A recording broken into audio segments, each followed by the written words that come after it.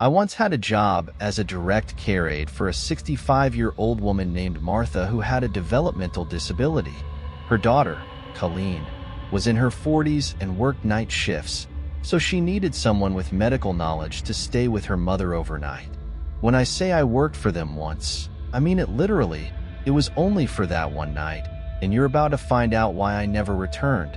Colleen had contacted me because she may not have had other family to help care for Martha, or perhaps she felt more secure hiring someone with experience instead of putting Martha in a nursing home.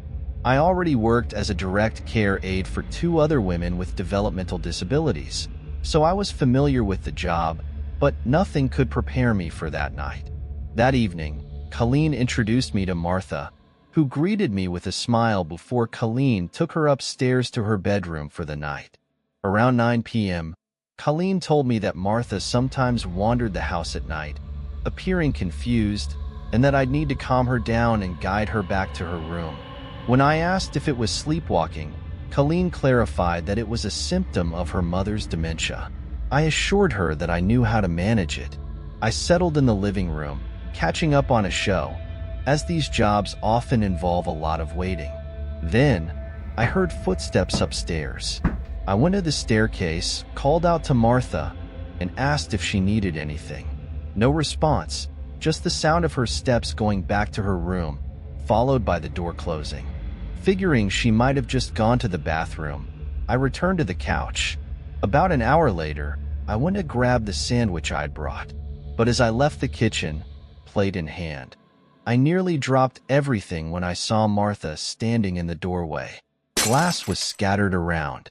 I apologized and asked if she was okay. She began yelling, "Who are you?" I calmly reminded her I was her care aide, hired to ensure her safety. After a tense moment, she finally let me guide her back to her room, where I gave her some water and melatonin to help her sleep. Later, I was exhausted and decided to get a few hours of rest in the spare room Colleen had offered. Assuming the melatonin had done its job, I quickly fell asleep. But just an hour later, I woke to a strange noise downstairs, a steady banging sound every few seconds. I rushed to the stairs and discovered the noise was coming from the kitchen. As I peeked in, I saw Martha standing in the dark, repeatedly slamming the oven door. It was eerie, like something out of a horror film. I called her name, and she stopped, slowly turning toward me. She walked up the stairs past me with a blank expression, went back to her room, and closed the door. I checked on her, finding her standing by the bed, facing the wall. Gently, I guided her back to bed, hoping it was finally over. I returned to the spare room, staying awake for a while just in case. But exhaustion soon took over, and I fell asleep. Later, I woke in the pitch black, hearing a noise from the closet. I noticed the closet door slightly ajar and the silhouette of a head peeking out. Heart racing, I whispered her name repeatedly until she emerged, inching toward me while repeating, "Who are you?" As she approached, I saw she was holding a large kitchen knife. At that moment, I realized my safety was at risk.